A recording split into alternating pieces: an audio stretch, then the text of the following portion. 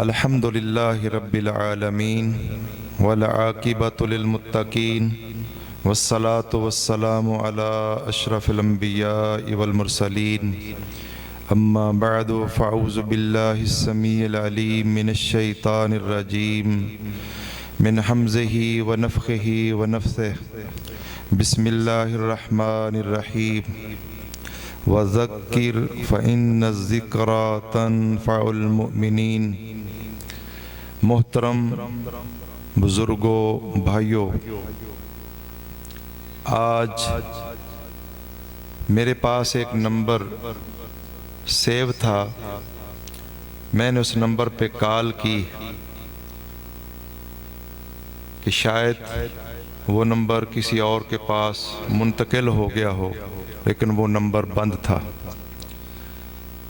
شکل و صورت میرے ذہن میں نہیں ہے، شاید تصویر دیکھوں تو وہ شکل و صورت سامنے آ جائے کہ کوئی ملاقات ہوئی ہے، لیکن آواز وہ سنی تھی۔ میری مراد ماسٹر محمد اکرم رحمہ اللہ، اللہ تبارک و تعالی ان پر کروڑوں رحمتوں کا نزول فرمائے، اور جتنے احباب گرامی اس مجلس محفل کے اندر موجود ہیں، کسی کے ماں باپ عزیز و اقارب فوت ہوئے ہیں، اللہ تبارک و تعالی سب کی بخشش فرمائے، سب کو جنت الفردوس عطا فرمائے۔ اور میں نے اندازہ ہی لگایا بھائی عبد الرحمن کا کہ آگے اکرم لکھا تھا، تو چونیا کے حساب سے میں نے نمبر سیو کیا تھا ماسٹر محمد اکرم چونیا۔ فون وغیرہ پہ شرعی احکام و مسائل وہ مجھ سے پوچھا کرتے تھے۔ اللہ تعالیٰ ان کی یہ دینی وابستگی اپنی بارگاہ کے اندر قبول و منظور فرمائے۔ اس مرکز کے بانی بھی وہ ہیں، یہ مرکز جس کے وہ بانی ہیں، اللہ تعالیٰ ان کے لیے عظیم صدقہ جاریہ بنائے، اور قیامت تک اس ادارے کو اللہ تعالیٰ شاد آباد رکھے، اور اس کے اندر دن دگنی رات چگنی اللہ تبارک و تعالیٰ ترقی فرمائے۔ ہمارے لیے ایک سبق ہے کہ اس دنیا میں اگر کسی نے رہنا ہوتا تو وہ انبیاء کرام کی ہستیاں دنیا کے اندر زندہ رہتی، اور خصوصاً پیارے پیغمبر محمد مصطفیٰ صلی اللہ علیہ وآلہ وسلم اس دنیا میں زندہ رہتے، لیکن جب وہ نہیں رہے تو ہم نے بھی نہیں رہنا۔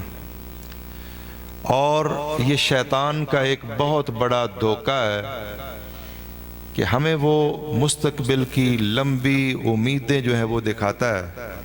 بڑی دور کی ہم پلان کرتے ہیں۔ بالکل مستقبل کی پلان کرنی چاہیے، لیکن اصل ہمارا مستقبل جو ہے وہ ہماری جنت ہے۔ اس کی پلاننگ ہر لمحے ہر وقت ہمارے سینے کے اندر، ہمارے دل کے اندر ہونی چاہیے۔ محترم بزرگوں، بھائیوں، چند میں گزارشات کروں گا،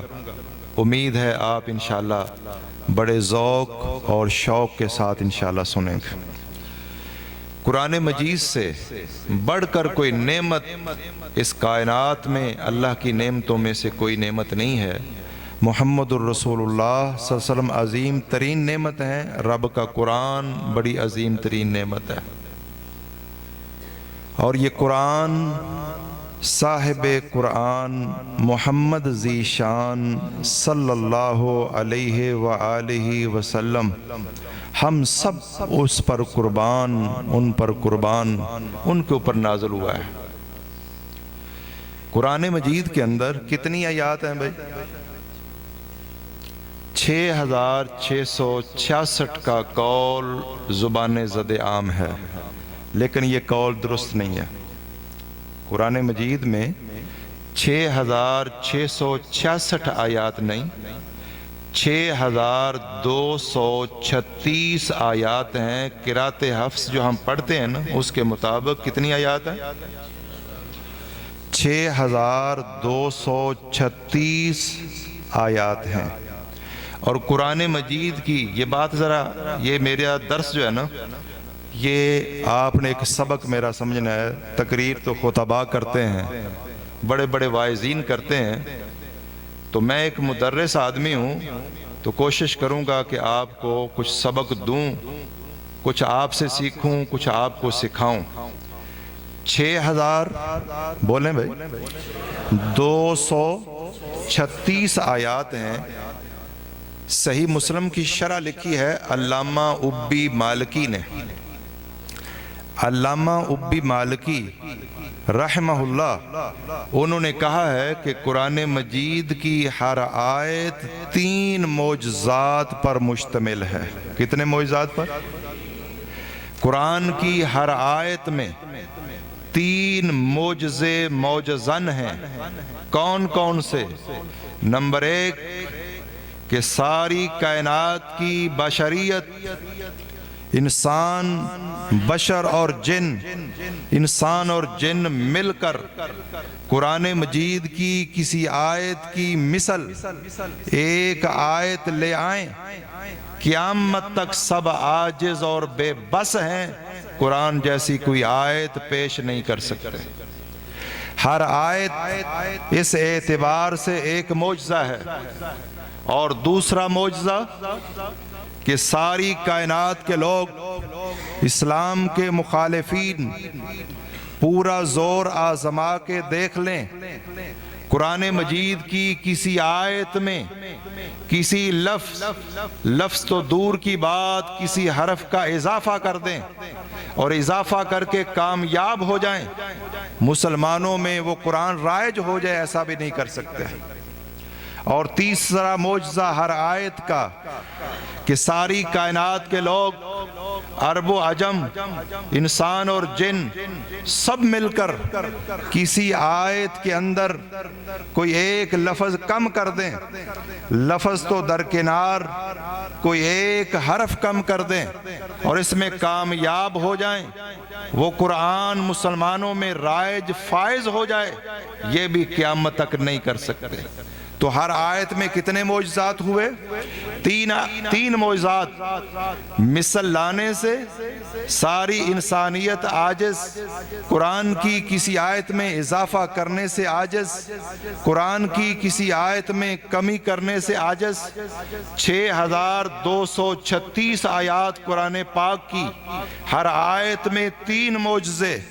گویا کہ قرآن مجید 18708 معجزات پر صرف اسی انداز میں مشتمل ہے۔ بات سمجھ گئے؟ انبیاء کرام کے معجزات اس دور کے مطابق انہیں دیے گئے، وقت کے ساتھ ساتھ انبیاء کرام کا تسلسل دنیا سے ختم ہوتا چلا گیا، ان کے حصی معجزات وہ بھی ختم ہوتے چلے گئے۔ پیارے پیغمبر صلی اللہ علیہ وسلم آپ کو حصی معجزات بھی دیے گئے اور مانوی معجزات بھی دیے گئے۔ ان مانوی معجزات میں سے ایک معجزہ رب کا قرآن ہے، رحمان کا کلام۔ حصی معجزات تمام انبیاء و رسل کے وہ دنیا سے ختم ہو گئے، آج ان کا تذکرہ، عظمت، شان قرآن و سنت کے اندر موجود ہے۔ ید بیضا کا تذکرہ موجود ہے، لیکن آج ید بیضا نہیں ہے۔ حضرت موسیٰ علیہ السلام کے عصا کا تذکرہ ہے، لیکن آج وہ عصا موجود نہیں ہے۔ حضرت عیسیٰ علیہ السلام کا ہاتھ پھل بیری والے پر لگنا، اس کا تذکرہ موجود ہے، لیکن آج وہ ہاتھ موجود نہیں ہے۔ تمام حصی معجزات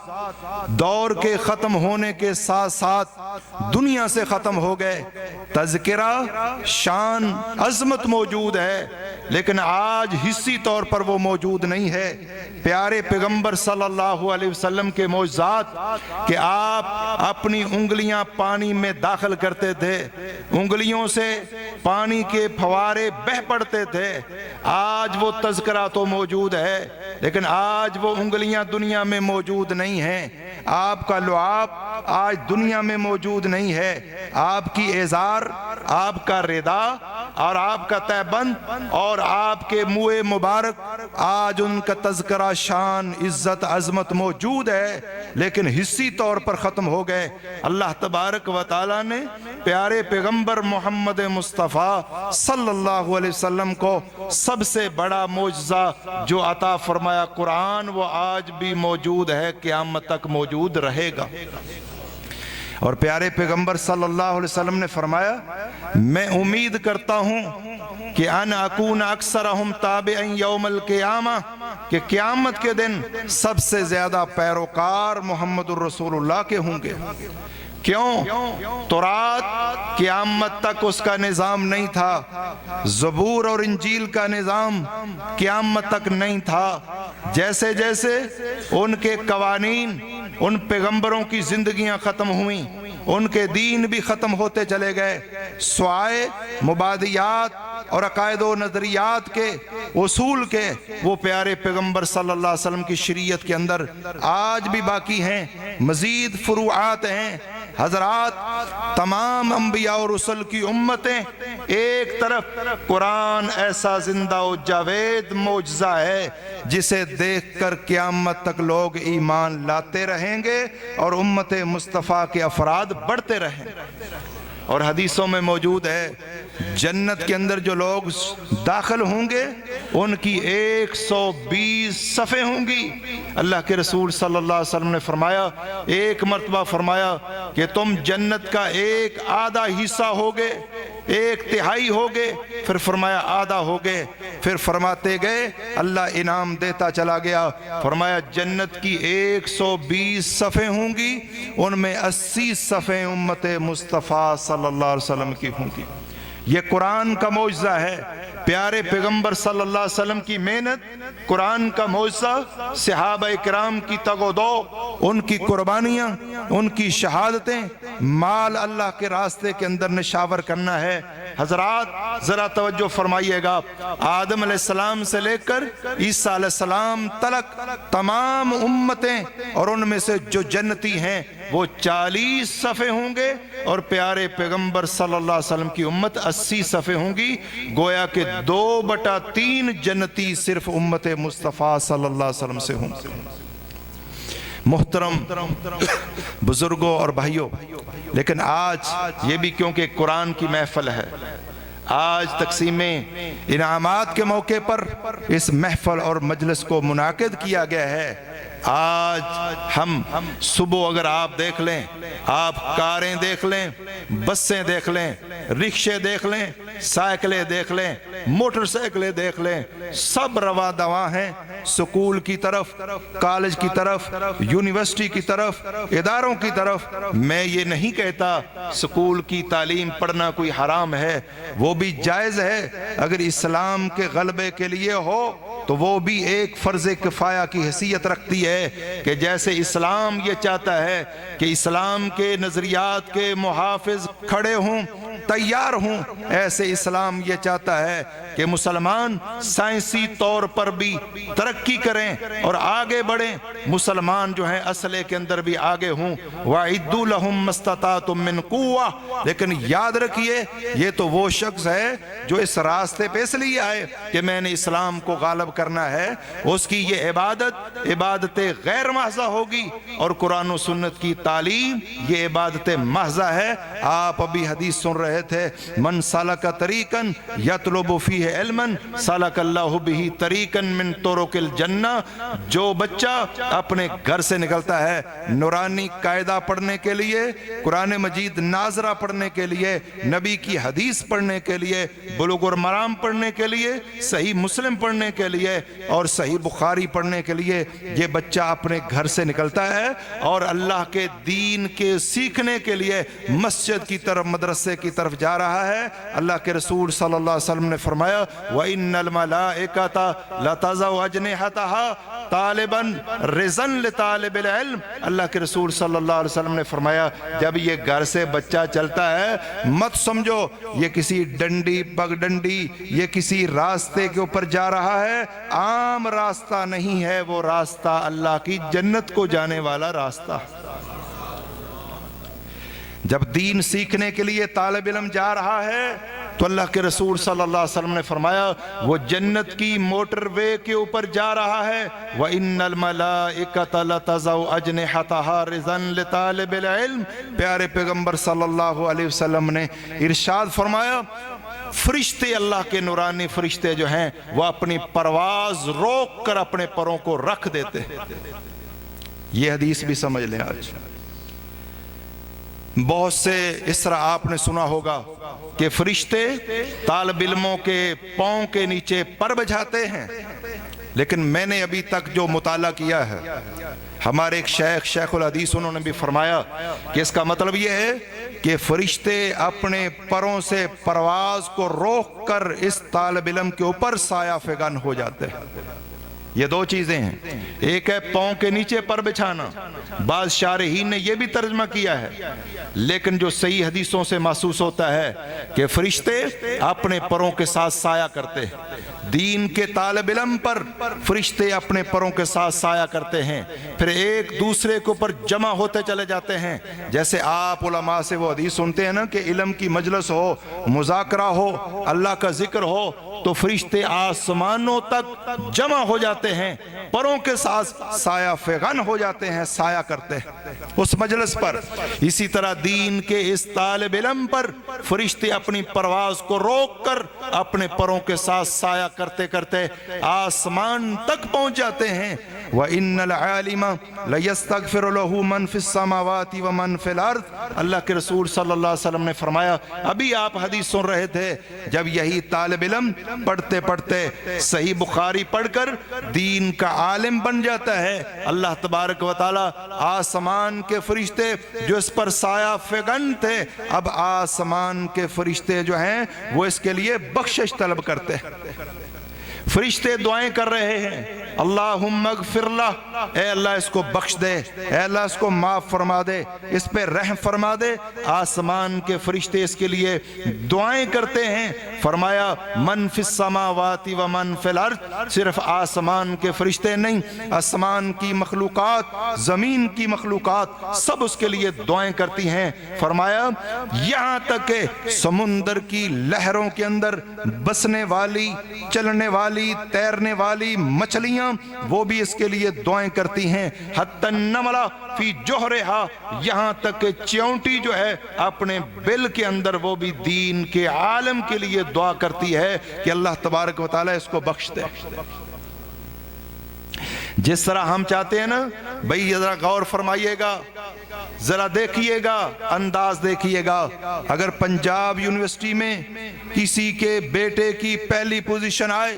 ایک بہت بڑا مجمع جمع ہو، تقریب منعقد ہو، ویڈیو بن رہی ہو، دنیا پر نشر ہو رہی ہو اور لاکھوں دنیا اس کو دیکھ رہی ہو، اور اس کے بیٹے کے اوپر سر کے اوپر تاج رکھا جائے اور پروٹوکول دے کے پوزیشن دی جائے، کس قدر خوشی کی انتہا ہوگی۔ آپ میں سے جن کی پوزیشنیں آئی ہوں گی، اللہ کا فضل الحمدللہ، سکول میں بھی مدرسے میں بھی یہ اعزاز جب انسان کو ملتا ہے اس کو کتنی خوشی ہوتی ہے، اس کے والدین کو، ماں باپ کو، بھائیوں کو، عزیزوں کو کس قدر خوشی ہوتی ہے۔ لیکن آپ ذرا اس منظر کا اندازہ کیجئے، کل قیامت کا دن ہوگا، ادھر قرآن مجید کو حفظ کرنے والا اور قرآن کا عالم بننے والا یہ آئیں گے، اللہ تبارک و تعالی الگ الگ انعامات سے نوازیں گے۔ قرآن کے عالم کے سر کے اوپر اللہ تبارک و تعالی ایک تاج رکھے گا، اور اولین آخرین تمام انسان اور تمام جن جو ہیں میدان محشر کے اندر جمع ہے، قیامت کا دن ہے، سب لوگ وہاں پہ جمع ہے، اور یہ پہاڑ اور یہ وادیاں، یہ سب مٹا کر ہموار میدان بنا دیا جائے گا، سب جمع ہیں اور نظر کے اندر سامنے کوئی رکاوٹ نہیں ہوگی۔ جب کیا حال ہوگا، اس وقت کیا شان ہوگی، کیا عظمت ہوگی ان والدین کی، اس عالم دین کی، اس قاری قرآن کی، جس قاری قرآن عالم دین کے سر پہ تاج سجایا جائے گا، جس تاج کے سامنے سورج کی روشنی ماند پڑ جائے گی، اور عالم دین کے ماں باپ کو ایک ایک پوشاک پہنائی جائے گی، ایک پوشاک دنیا وما فیہا، پوری دنیا کا نظام، شرقن غربن شمالن جنوبن، پوری دنیا کی معدنیات، جواہرات، پوری دنیا کا سونا، یہ چاندی، قیمتی دھاتیں اور سارا نظام سب ایک طرف، جو عالم دین قاری قرآن کے ماں باپ کو جوڑا پہنایا جائے گا، وہ پوری کائنات سے زیادہ قیمتی ہوگا، اور یہ پوری کائنات کے سامنے منظر ہوگا۔ اور آپ اندازہ کیجئے اس وقت انسان کی خوشی کا عالم کیا ہوگا، اس عالم دین کی خوشی کا عالم کیا ہوگا، اس حافظ قرآن قاری قرآن کی خوشی کا عالم کیا ہوگا، جس نے قرآن کے اوپر عمل کیا، جس عالم نے قرآن حدیث پر عمل کیا ہوا ہوگا، اس کا عالم کیا ہوگا، اس کے والدین کی خوشی کا عالم کیا ہوگا۔ کیا ہم نہیں چاہتے کہ اللہ تبارک و تعالی ہمیں ان انعامات سے نوازے؟ حضرات، اس لیے عزم کر لیجئے، خود بھی قرآن کے طالب علم بن جائیے۔ اگر آپ کے پاس وقت نہیں ہے، گھر بیٹھے آن لائن کلاسیں بھی چل رہی ہیں، گھر بیٹھے درس نظامی کے کورس بھی اب تو چل رہے ہیں، 4 سال کے اندر کم و بیش، اور ہفتے میں 4 دن کی کلاس 2 گھنٹے رات کو عشاء کے بعد، یہ آن لائن کلاسیں چل رہی ہیں، جس میں حدیث، نحو، صرف، اصول حدیث، اصول فقہ، یہ سارے علوم و فنون موٹے موٹے پڑھائے جاتے ہیں۔ اگر آپ اپنے بیٹے کو وقف کر سکتے ہیں، اپنے بیٹوں کو، بھائیوں کو، عزیزوں کو، پوتوں کو وقف کریں اور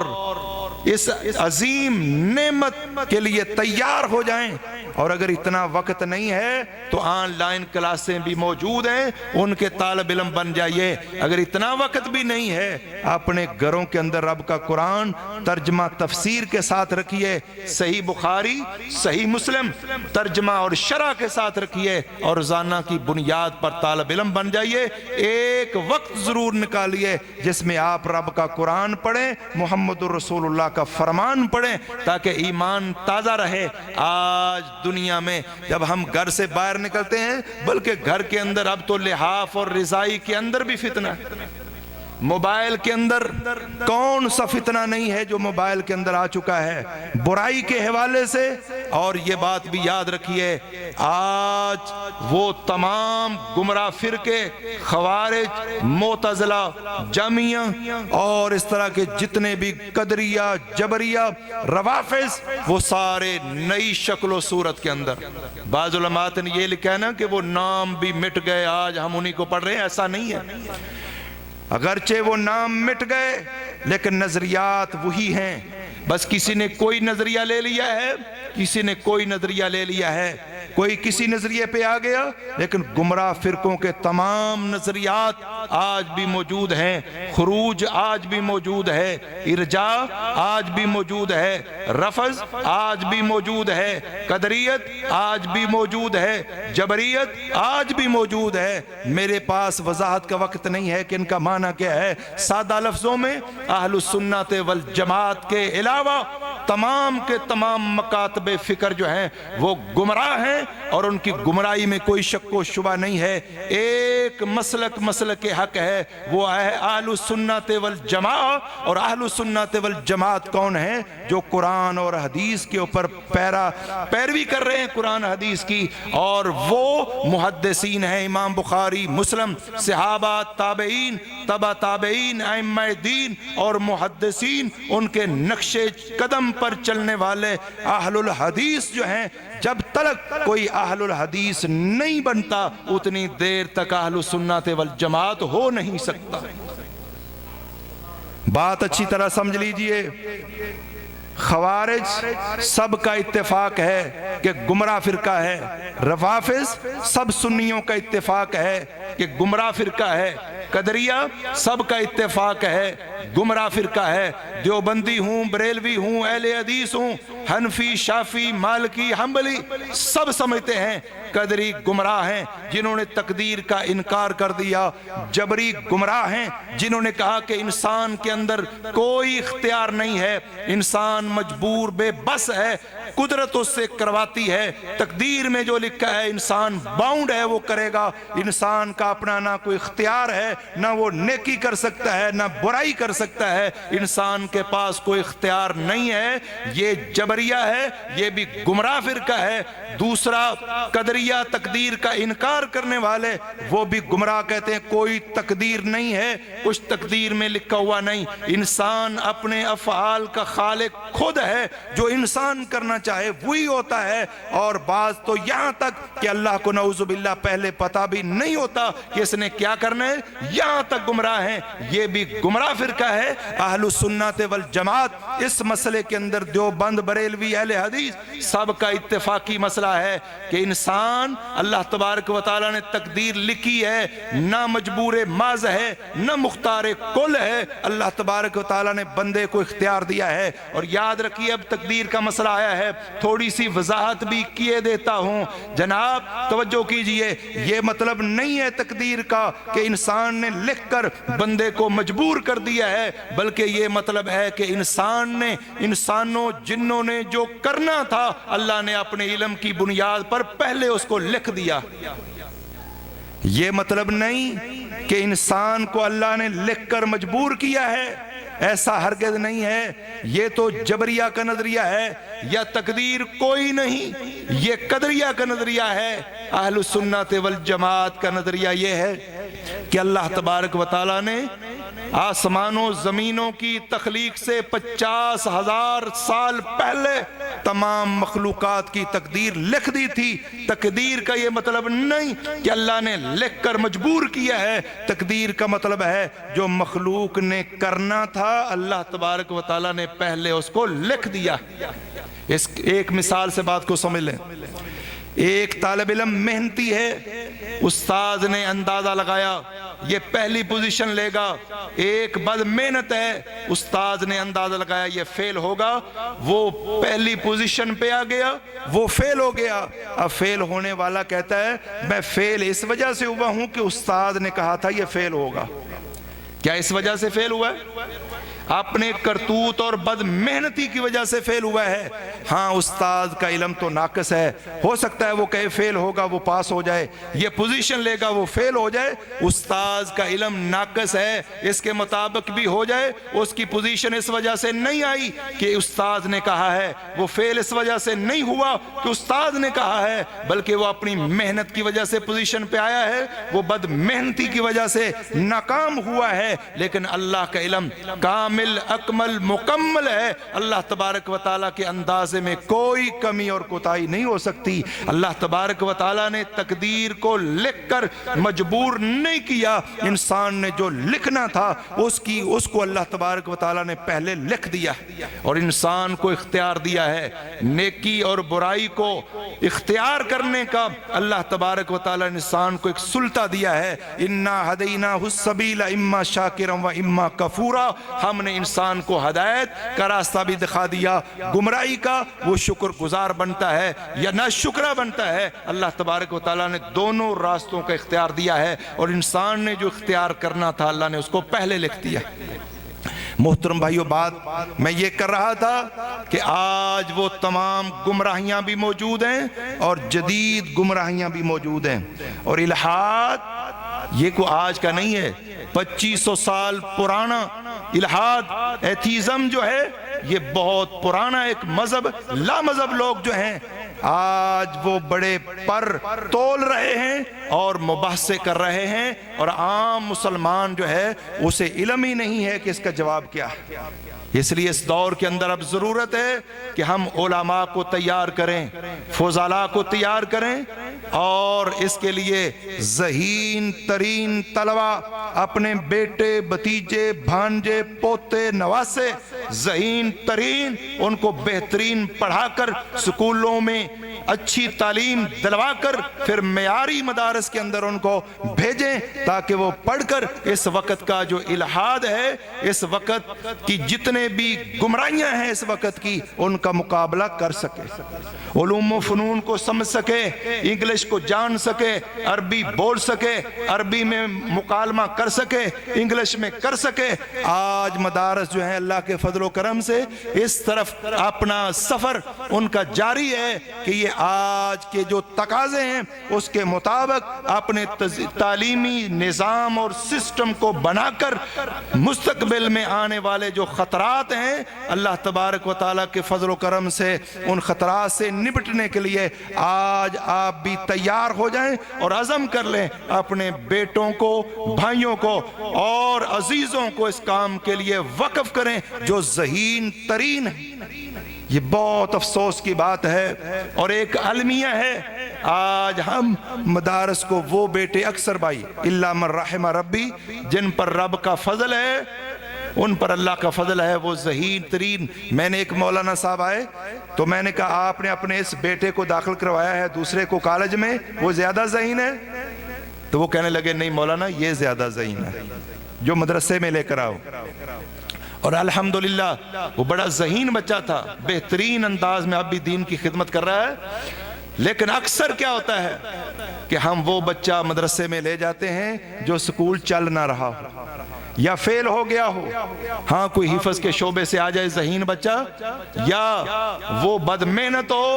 ہو ذہین لیکن ادھر چل نہیں رہا، مدرسے میں بھیج دیا، اللہ نے اس کا سینہ کھول دیا، ذہین تھا اور اللہ تبارک و تعالیٰ نے مرتبوں پہ فائز کر دیا۔ لیکن بھائیو بات ہے اس سوچ کی۔ میں ایک مثال سے آپ کو سمجھانا چاہتا ہوں، یہ مثال ذرا سمجھیں، یہ 1/3 اسلام جو ہے نا اس کی طرف بھی اس کا اشارہ ہے، انما الاعمال بالنیات وانما لکل امرئ ما نوی۔ یاد رکھیے، مجھے یہ حدیث میں نے پڑھی ہے، اس حدیث کا بے شمار لوگوں کو علم نہیں ہے اس کا معنی کیا۔ ہمارے ہاں یہی معنی سمجھا جاتا ہے، انما الاعمال بالنیات کا معنی کیا ہے کہ نیت اچھی ہے یا بری ہے، یہ اگلے ٹکڑے کا معنی ہے۔ وَإِنَّمَا لِكُلِّ امْرِئٍ مَّا نَوَىٰ، انما الاعمال بالنیات کا معنی بھی بعض نے یہ کیا ہے، لیکن اصل جو عبارت النص ہے اس کا مطلب ہے انما الاعمال بالنیات، کہ کام کرتے وقت تمہاری نیت تھی یا نہیں تھی۔ بس ٹونٹیوں پہ بیٹھے ہوئے ویسے تم نے ہاتھ دھوئے، کلی بھی کی، چہرہ بھی دھویا، لیکن ذہن میں وضو کی نیت نہیں، وضو نہیں ہے۔ مٹی کے اندر لوٹ پوٹ ہوئے، تیمم کی نیت نہیں تھی، تیمم نہیں ہے، صبح سے لے کر شام تک نہ کھایا ہے نہ پیا ہے نہ عمل زوجیت کیا ہے، یہی 3 چیزوں سے رکنے کا نام روزہ ہے، لیکن نیت کے ساتھ روزہ ہوتا ہے۔ اگر یہی شخص جس نے صبح سے شام تک نہ کھایا نہ پیا نہ عمل زوجیت کیا، اگر اس کے ذہن میں نیت ہوتی تو روزہ بھی ہو جاتا، لیکن چونکہ اس کے ذہن میں نیت نہیں ہے اس کا روزہ نہیں ہے۔ سادہ لفظوں میں بات کو سمجھا دوں۔ ایک مرتبہ ایک انسان نے بویا اثر سے مجھ سے مسئلہ پوچھا کہ صبح پروگرام تھا تھریشر لگانے کا، تو رات میں نے روزے کی نیت نہیں کی، اب 6 بجے ہیں 7 بجے ہیں 8 بجے ہیں، بارش ہو گئی ہے، اب تھریشر نہیں لگا سکتے، تو کیا میں روزے کی نیت کر لوں؟ کیونکہ رمضان کا روزہ تھا، رمضان کے روزے کی نیت فجر سے پہلے اگر نہیں ہے تو اس کا کوئی روزہ نہیں۔ مثلا کسی نے سفر پہ جانا ہے، رات اس نے روزے کی نیت نہیں کی اور اس نے کھایا پیا بھی نہیں، 9 بجے 8 بجے ذہن بناتا ہے کہ میں روزہ رکھ لوں، انما الاعمال بالنیات، جب نیت نہیں ہے فجر سے پہلے فرضی روزے کی تو کوئی روزہ نہیں۔ بات کر رہا تھا، ایک عالم دین تھے، کتاب پڑھتے تھے، ایک تنکا بطور نشانی وہاں رکھ دیتے تھے، کسی کو طالب علم کو شرارت سوجی، وہ تنکا نکال دیا، جب کتاب کو انہوں نے پڑھا، کھولا، کوئی سمجھ نہیں آئی، کتنی پڑھ چکا ہوں کتنی باقی ہے، چنانچہ اس طالب علم کو اپنے ذہن میں مخاطب کر کے کہتے ہیں مجھے تیرے تنکا نکالنے کا کوئی افسوس نہیں ہے۔ یہ بات ذرا سمجھنا، یہی اصل بات ہے۔ وہ اس طالب علم کو کہتے ہیں وہ شیخ عالم مجھے تیرے تنکا نکالنے کا افسوس نہیں ہے، افسوس مجھے تیری اس نیت پر ہے جس نیت کے ساتھ تو نے تنکا نکالا ہے، تیلا کیوں کڑیا۔ بات سمجھ گئے کہ اگر یہ دین کی کتاب ہے میں دوبارہ پڑھ لوں، پیچھے سے پڑھ لوں، کوئی مسئلہ نہیں ہے، ثواب بھی ہوگا، دہرائی بھی ہوگی، مسائل احکام یاد بھی ہوں گے، مجھے پیچھے سے پڑھنے کا کوئی افسوس نہیں ہے، کوئی مسئلہ بھی نہیں ہے، لیکن افسوس مجھے تیری اس نیت پر ہے جس نیت کے ساتھ تو نے تنکا نکالا ہے۔ بھائیو یاد رکھیے، جو طالب علم مدرسے جاتا ہے وہ ذہین ہو، وہ کند ذہن ہو، اس کا مسئلہ نہیں ہے، اگر دین کے لیے خالص ہو کہ اللہ انشاءاللہ اسے بھی استعمال کرے گا، لیکن ہماری نیت کہ ہم ذہین ترین بیٹا بچہ سکول کالج کی طرف روانہ کریں اور کمزور بچے کو مدرسے کی طرف، یہ نیت اچھی نہیں ہے۔ اللہ تبارک و تعالی ہاں ذہین کو بھی بھیجیں، اور جس کا ذہن کم ہے اللہ کے ہاں پتہ نہیں کس کو اللہ تبارک و تعالی نے قبول کر لینا ہے، چن لینا ہے۔ حضرات آخری حدیث بیان کر کے آپ بڑی دیر سے بیٹھے ہوئے ہیں، پیارے پیغمبر صلی اللہ علیہ وسلم کا فرمان آپ نے سنا ہے، خیرکم من تعلم القرآن وعلمہ، لہذا سب دین کے طالب علم بن جاؤ۔ ان دینی اداروں کے، یہ حفظ کا ادارہ ہے، ناظرے کا ادارہ ہے، ترجمۃ القرآن کا ادارہ ہے، ترجمے کے طالب علم بن جاؤ۔ جس نے ناظرہ، بعض بزرگ ناظرہ نہیں پڑھ سکتے ہوتے، پڑھے ہوتے، وہ ناظرے کے اندر داخل ہو جائیں، کوئی صورتیں یاد کرنے والے بن جائیں، گویا کہ یہ سارا محلہ گرد و نواز ہے، کسی نہ کسی شعبے کے اندر آپ داخل ہو جائیں۔ یہ حدیث خیرکم من تعلم القرآن وعلمہ، اس حدیث کے راوی عثمان بن عفان ہیں رضی اللہ تعالیٰ عنہ۔ کون ہے؟ عثمان بن عفان رضی اللہ تعالیٰ عنہ،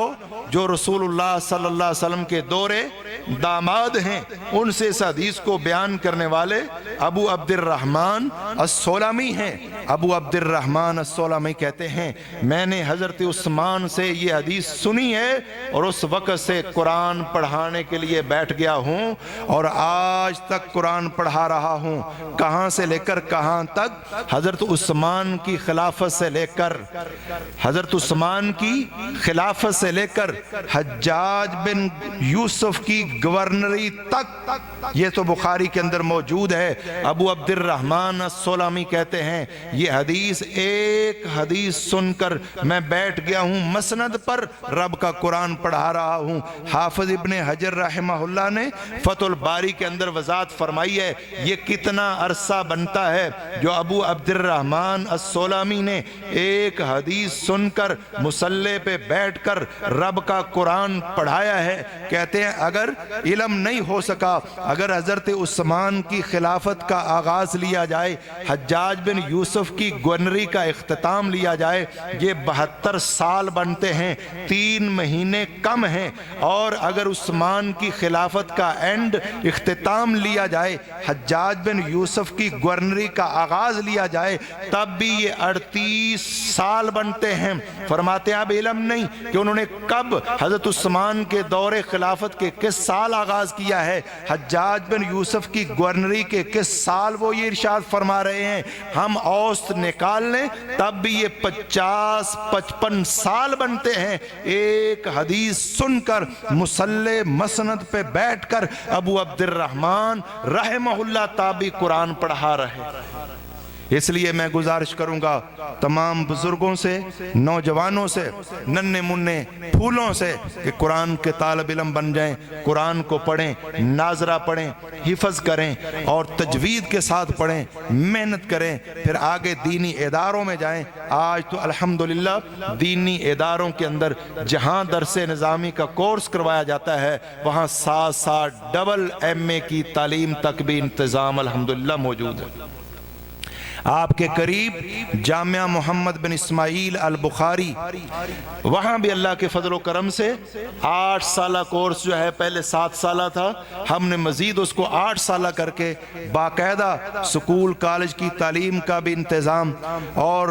پنجاب یونیورسٹی سے بی اے جو ہے پرائیویٹ یہ دینی طالب علم کرے گا، اور شہادت العالمیہ وفاق المدارس کی جو ایم اے کی ڈگری ہوتی ہے وہ